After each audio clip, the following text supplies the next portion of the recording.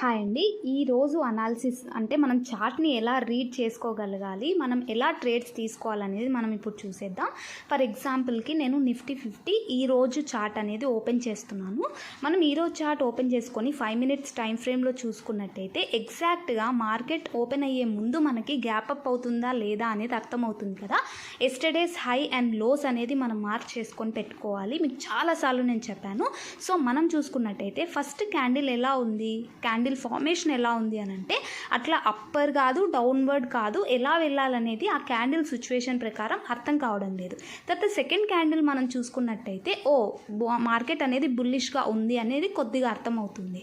తర్వాత third 4 5 candles అంటే మనకు 9:30 తర్వాత నుంచి కూడా మనం అబ్జర్వ్ చేసి చూసినట్టయితే అప్వర్డ్ వెళ్తూ ఉన్నది రీటెస్ట్ అయింది. ఎక్కడి వరకు రీటెస్ట్ అయింది? 5 మినిట్స్ క్యాండిల్ క్రాస్ అయ్యి డౌన్కి రాలేదు, ఎగ్జాక్ట్గా సపోర్ట్ అనేది తీసుకుంది. మనం సిపిఆర్ని యాడ్ చేసుకొని పెట్టుకుంటే ఇక్కడ చూసినట్టయితే కరెక్ట్ ఎగ్జాక్ట్గా 23,345 అనేది ఒక సపోర్ట్, ఎగ్జాక్ట్గా అదే సపోర్ట్ నుంచి బౌన్స్ బ్యాక్ అవుతూ ఉంది. సో మనం ఎంట్రీ ఎక్కడ తీసుకోవాలి అని అంటే ఎప్పుడైతే ఆ మార్నింగ్ హై అనేది క్రాస్ అవుతుందో అంతవరకు వెయిట్ చేసి చూడాలి. సో మనకి ఎగ్జాక్ట్గా మన ఎంట్రీ అనేది 10 క్యాండిల్లో వచ్చింది. ఎలా నేను చెప్తున్నాను అంటే యాక్చువల్గా హై అనేది మార్నింగ్ హై అనేది బ్రేక్ అయింది 1 పాయింట్.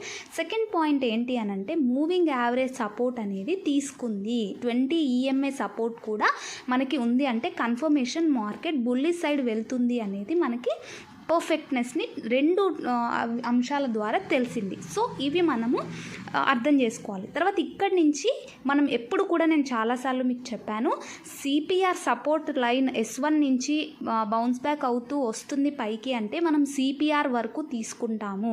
ఒకవేళ మార్కెట్ బుల్లిష్ మూమెంట్లో ఉందంటే R1 వరకు తీసుకుంటామని కూడా నేను మీకు ఇన్ఫామ్ చేశాను.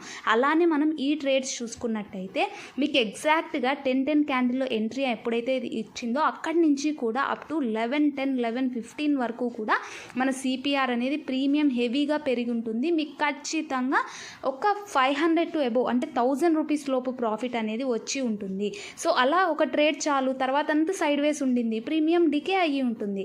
సో అలా మనం ట్రేడ్ని ప్లాన్ చేసుకోవాలి. ఒకవేళ రేపటి అనాలిసిస్ చూసుకున్నట్టయితే మార్కెట్ గ్యాప్ అప్ ఓపెన్ అయితే 670 వరకు వెళ్ళే ఛాన్స్ ఉంది.